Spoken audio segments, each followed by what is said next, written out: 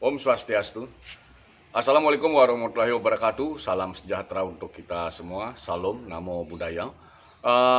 Pada sore hari ini saya akan melanjutkan vlog saya, catatan kritis saya.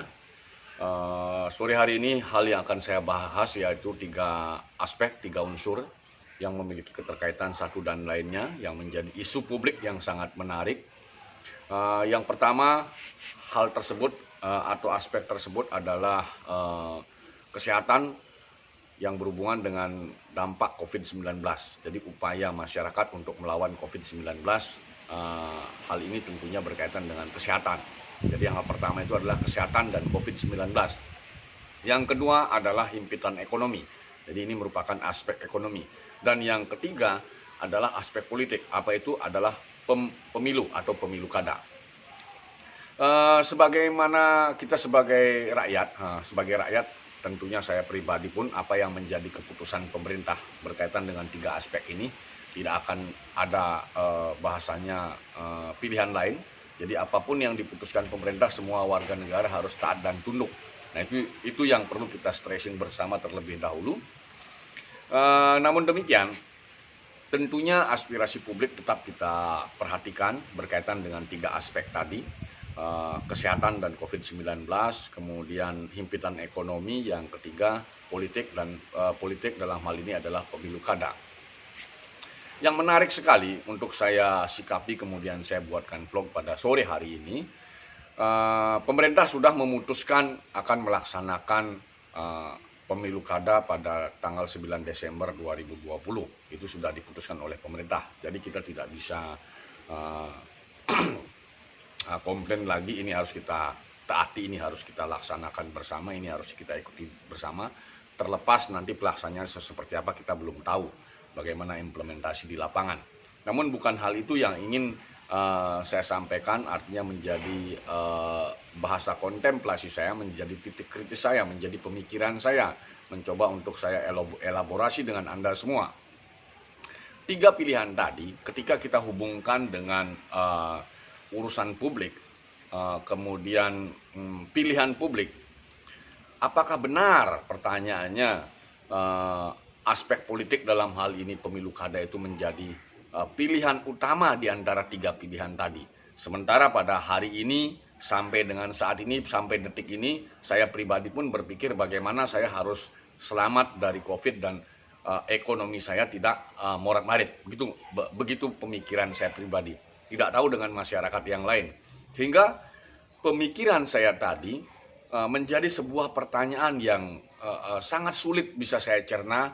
Kenapa pemerintah harus di antara tiga pilihan tadi, pemerintah harus memilih aspek politik. Padahal kondisi masyarakat seperti ini kita tahu semua sebagaimana hal yang terjadi di lapangan. Banyak yang di PHK, banyak yang penghasilannya menurun, banyak yang perusahaannya tutup, banyak yang usahanya tidak jalan. Namun pertanyaan mendasarnya, apa yang mendasari pemerintah sampai tega mengambil keputusan aspek pemilu atau aspek politik berkaitan dengan pilkada itu menjadi agenda yang utama dibandingkan dua hal tadi. Karena kenapa saya katakan seperti itu? Pembiayaan pilkada itu sangat besar sekali. Kenapa tidak uang pilkada itu digunakan untuk membantu dua aspek tadi, membantu masyarakat berkaitan dengan dua aspek tadi? Kesehatan dalam upaya untuk melawan COVID-19, kemudian aspek ekonomi, melawan himpitan ekonomi atau resesi yang terjadi di penurunan ekonomi yang terjadi di mana-mana ini, termasuk di negara kita. Kenapa pemerintah mengambil opsi yang berkaitan dengan aspek politik? Ini yang saya tidak mengerti, sehingga saya mencoba untuk menyampaikannya melalui vlog saya ini. Kemudian yang semakin menggelitik saya berkaitan dengan pilihan publik, pilihan keputusan yang diambil oleh pemerintah. Hari ini di media elektronik bisa kita baca bagaimana statement salah satu komisioner KPU yang kembali lagi membicarakan pilkada. Bahasanya apa? Dia akan memundurkan pemilu yang rencananya dilaksanakan tahun 2024. Nah ini kembali pemikiran saya berputar-berputar. kenapa rekan-rekan kita, pejabat-pejabat yang ada di KPU RI itu justru memikirkan pemilu yang belum juntrung, yang belum jelas pelaksanaannya di tahun 2024 itu. Padahal sekarang ada permasalahan tentang rencana pemilu tadi, pemilu yang tahun 2020. Kenapa mereka membahas justru pemilu yang tahun 2024? Nah, ini kembali berpikir kepala saya, berpikir otak saya. Bagaimana cara pejabat publik yang ada di KPU itu berpikir mengurusi publik kita? Nah, itu hal-hal yang membuat saya gundah, yang membuat saya merenung, kemudian berpikir keras.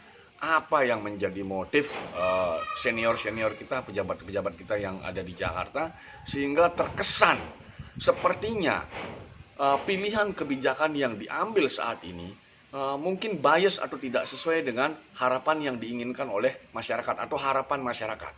Nah, mudah-mudahan dengan vlog saya ini yang mungkin bisa ditonton oleh senior-senior atau pejabat-pejabat yang ada di Jakarta bisa menjadi bahan pertimbangan, bisa menjadi referensi, sehingga memikirkan kembali pilihan-pilihan publik, kepentingan-kepentingan publik, tidak hanya pada saat ini, tapi ketika akan mengambil keputusan pada masa-masa yang akan datang. Demikian saya sampaikan vlog saya pada sore hari ini. Apabila ada hal yang kurang berkenan berkaitan dengan penyampaian tadi, saya mohon maaf, karena apa yang saya sampaikan ini referensinya adalah pemikiran murni, tidak ada kepentingan hal-hal yang buruk, dan tentunya hal tersebut didasari oleh referensi keilmuan yang saya miliki. Demikian saya sampaikan, saya mohon maaf, saya tutup dengan menyampaikan Prama Santi. Om Santi Santi Santi Om. Assalamualaikum warahmatullahi wabarakatuh. Salam sejahtera untuk kita semua. Salam Namo Buddhaya.